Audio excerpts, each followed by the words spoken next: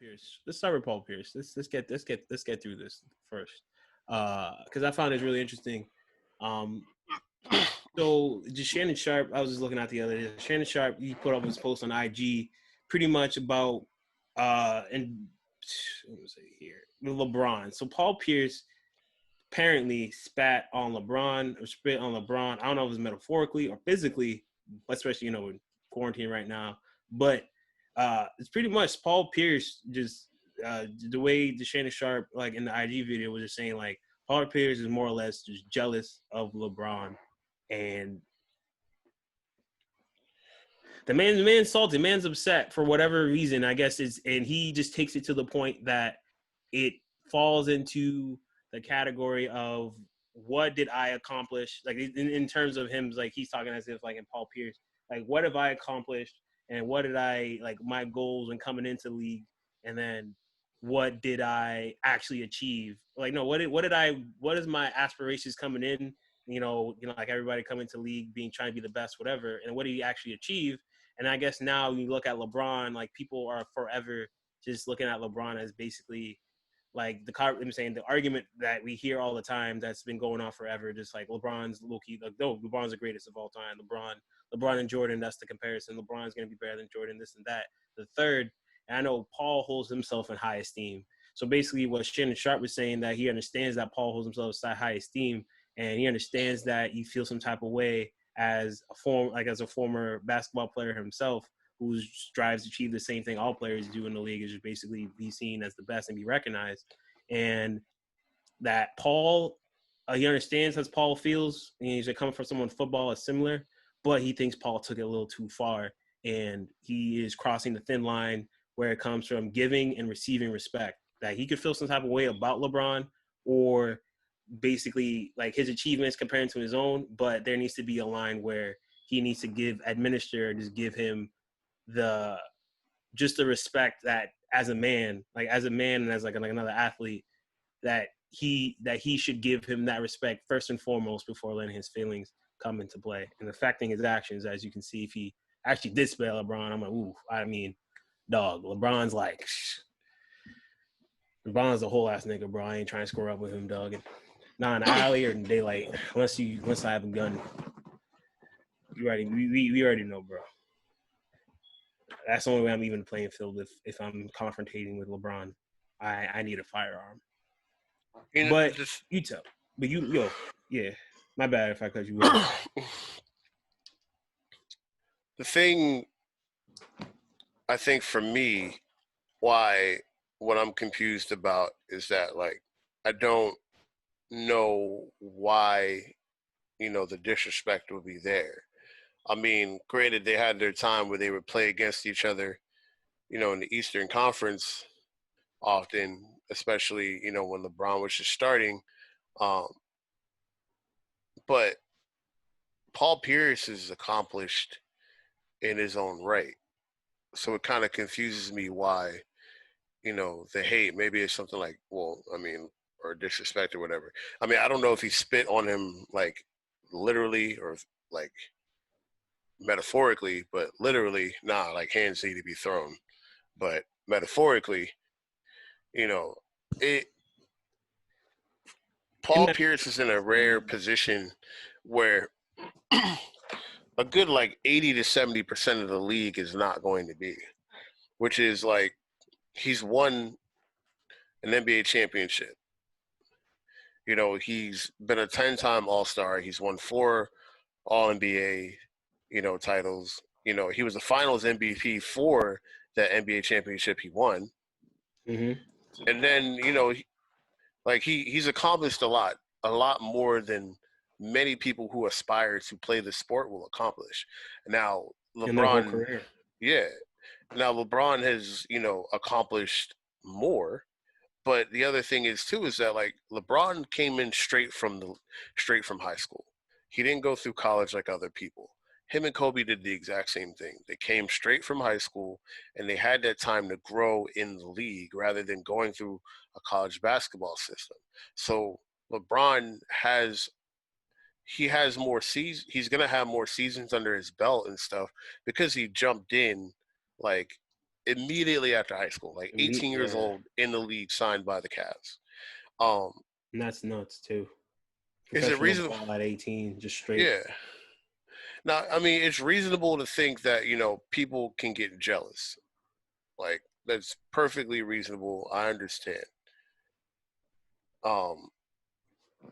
Because it's like, you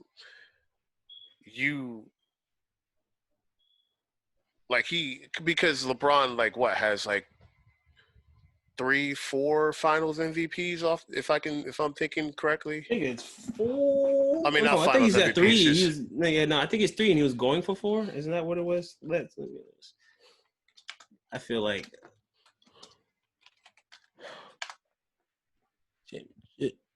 nah, it's he has 3 rings. Yeah, he has 3 championships under his belt.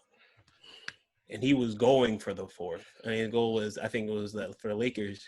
yeah, because he's 3-5. Mm-hmm. So because he won 2 at Miami and then Which one is crazy with stats Cavs. still too. 3 out of 5 of the champion. 5 out of the 5 times you went to the championships. No. He's made it to 8. He's made it to 8? Or yes, and won 3 times. Oh. Huh. Actually, even then, those numbers are actually even still way, way better average than, like you said, most of the people in the league. Yeah, like, I mean, like when you start comparing them to the greats and stuff, like, he gets compared to like your Jordans and your Kobe's and stuff. It may not be like the greatest record then. Cause I think Kobe won 5 and Jordan won 6, but Jordan's 6-0 in the finals. Either way though, like, right, Paul Pierce was a big figure, but he didn't get the same kind of adoration, I'd say, that, LeBron had gotten. LeBron came in at 18, was immediately, dubbed like King James, like the basically the new Jordan, like the guy of the NBA, like, and everybody had to deal with that though. So, I mean, like, for me, it's just a bit odd that, like, I feel like there's got to be something deeper because, yeah, like, he won 2 less rings than LeBron did, but, aside from that, like, unless they have like a bad personal relationship, I want to believe that Paul Pierce is better than that, where it's just like maybe something behind the scenes we don't know is happening, rather him, just being like, just kind of hating on his legacy and just being jealous. You know what I mean? This is completely from the outside looking in, not knowing everything, but I can give you some context real quick. I just did some looking up.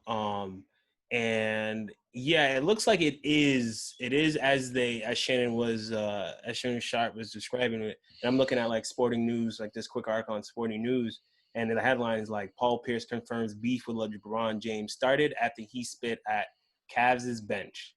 And I think maybe even a little before then, I mean, they also mentioned that it started because people said Paul Pierce had periods of time where he exhibited like traits of just high amounts of hate. Like he just be hating like on just hating on niggas, hating on players. Just being very vocal about it, or just like showing it some type of way how he feels. And especially one of them was like, as they were saying, like his hot take, like he claimed that LeBron wasn't among his top 5 NBA players of all time. Because the other thing too is that like no one, like in the conversation, like everybody's like, comparing LeBron to Kobe, comparing LeBron to Jordan, like you say, like to all the greats, but no one really, you don't hear the argument all the time comparing LeBron. I'm not saying LeBron, like Paul Pierce to Kobe, Paul Pierce to Jordan. So like you're always like, I mean, I think as a player who you strive to be the best during your time in the league, and then now that your time's over, and then now you're just constantly hearing about and let me send you this too, dog, while I'm here. Like you have people in the league that, even as retired, I mean, he is still around the game as so much as, being on Sports Center, as being like ESPN as like a commentator and a sports analyst. He's always constantly in the conversations like of the game that involves when it comes to LeBron. So it feels like maybe he hasn't mastered separating his Paul Pierce, the basketball player, with Paul Pierce, the analyst. I wish I could I don't know if you pull up the article if you want to throw it your way. No, the other thing too is like, yo, Paul Pierce is like he's low key gangster. Like he came from Oakland, like all that kind of stuff. Like, it's kind of hard to, like, he may have just been a hothead, I and like, feel that too. I hear that, but I mean, I guess people are not. I think people are just not for putting up with like that attitude. I don't know how to put it. Like putting up with that type of like attitude with Paul Pierce. Like it was well, just like even. so what I will say is this: I think on the court, it's cool. Like, well, I'm not gonna say it's cool, but it's more acceptable on the court because it's competitive. Now that you're retired and you're an analyst, it's not so much respected. Like, you shouldn't be taking your personal feuds out as an analyst. Like, when you're a player, then you have an avenue to kind of handle that because you're gonna play against this person.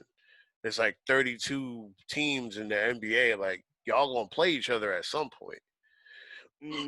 But as an analyst, you're supposed to leave all that personal stuff out of it. And I just think it's like, regardless how you feel about the man, like, you need to be as unbiased as you can. Now, granted, Shannon Sharp is like the biggest pro LeBron person you'll ever see on TV. Real talk. But Dude got the goat even mask. still, No. like, it's not good, especially like on national television as an analyst. You're expected a certain professionalism and stuff, and then you're Right, taking it. because you're giving out information that people are taking for like actual like knowledge. People are taking his analyst like to heart in terms of just like no, this is someone who's played the game, accomplished a lot during their time, their career, and their NBA career, and now that they know so much about the game because Paul like he was because I mean he was team captain for also of his team, so like, and he was also like the guy who was like, was making the play. So he like Paul has a very interesting look at the game that, I think why he became into the sports analyst role, or if it was offered to him, what happened in the first place, because of how much he like how his outlook at the game, not only as a player, but like in just like multiple scopes. Whereas when it comes to like playmaking, calling shots, like even you get what I'm trying to say, but Yeah, just pretty much that, like, when you're in that position again, now that you're in a position of an analyst more so than a player, like, you just really do just gotta, switch modes. And, and I think, it's not a lot like to expect that Paul to kind of keep his ego in check. Cause I mean, like, and I'm just, to give more context to y'all who's listening, and for you for this real quick before we wrap up, is just like Kendrick Perkins was just saying like that basically during one of he said a meaningless, and this is the article quote, a meaningless preseason game that Pierce at the Cavs bench like pretty much literally tried to spit in LeBron's eye, like just because, and as a result, you know, I mean, it happened in 2004. They said this happened a while ago, but it's like I guess it just carried over like throughout time, and then just like, and then there's just the underlying argument that Paul Pierce just never liked LeBron. Just like even when they're in a season playing together, like there's always been some type of like animosity and hate towards LeBron because of how people view him. And I think just tying this back to what Shannon said, I think if anything, it's just like you're able to you can feel however you like however you want to feel. However you feel is how you feel, but it's just how you respond to those feelings, and it's pretty much, will you let those feelings get in the way of giving a certain level of respect to somebody, whether not just as a player but as a man. And it's just like, bro, if someone spit in my eye, I don't care for whatever reason, they better be ready to throw on some gloves. Like you have to feel some type of way to do that to somebody, especially to spit in somebody's eye. Like out of a lot of things you can do, like yeah. yeah, But no, and I agree with Shannon because I mean I've explained this to people before. I'm like, you're never wrong for how you feel about something. Like those are your feelings. Those are your personal feelings. Now, how you act because of those feelings, Right. like the action is wrong. You can not like a person, and that's perfectly fine. Like, people have their own opinions, they have their feelings. But the moment you do something because you don't like someone, like then you're wrong. You know what I mean? Like with all the BS going on in the world right now, like, you know, this is stuff that happens where it's just like, yo, like you may not like me, but that doesn't give you the okay to disrespect me. It doesn't give you the okay to, you know, do like any kind of bodily harm to me or to like, disrespect me on a public platform. Like at the Right. end of the day, it's just like, yo, like I get it. You don't have to like me. That's fine. But we need to coexist as humans. And like, because Paul Pierce, is, an ESPN analyst is like, yo, you gotta get over that shit, yo. I don't know what to tell you, bro. Like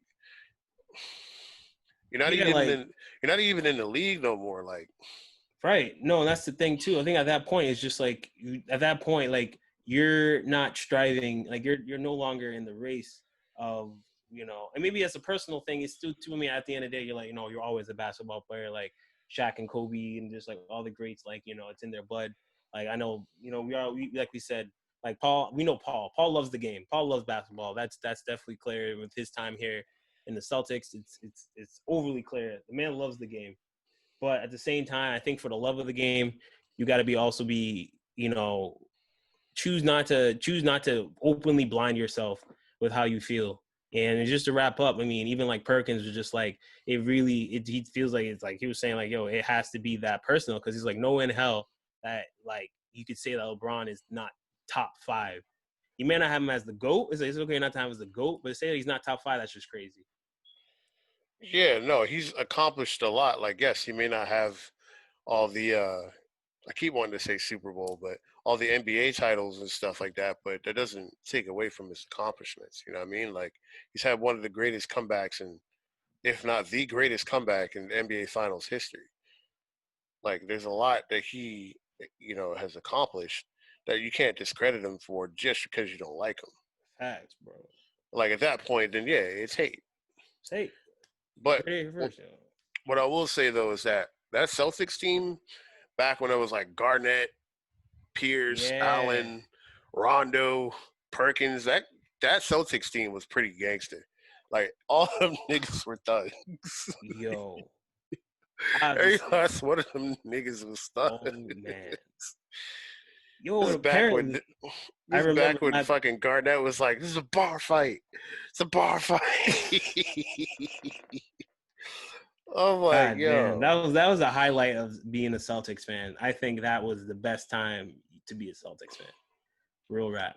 But I will end with this though, because I just remember Shannon did say that there was even like Paul even had like feelings when he was still playing that even when Ray Allen was being traded to the team, like he even had felt some type of way about that because like Paul Pierce, he wanted to be the star. I think what it was, all of it was even Shannon. And I remember Shannon was things like being the star player of your team. Like Paul had that image for him on the Celtics. So like he wanted to be the star player.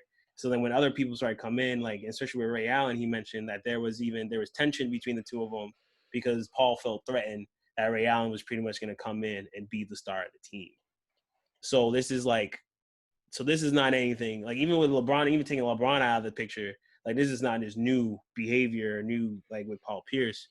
And I mean, my man Paul, man, you've done a lot, man. I think you don't have anything to prove to anybody. I understand if you need to prove more to yourself, but this ain't it. You know what I'm saying? Like this ain't it. It ain't putting you in a good light. Ain't putting Boston in a good light. And this is like why people feel well, some type of way. yeah, I was thinking that too. Maybe it's the whole like, wanting to be, the star player, in which like in some sense he was, but at the same time, it's like until Ray Allen and Kevin Garnett came, it was the big three. You know what I'm saying? Like, I don't know, whatever. Nah, yeah. I think, to wrap it up, we're just saying, Paul, just, take a back seat. Like, hold that loogie. Like, take a second to think before you hack that loogie. at the next Cavs bench, bro. Because Lakers now it will be Lakers bench. Because I mean, come on, man. You've done more. You're bigger than that. You're come on, man. Come on.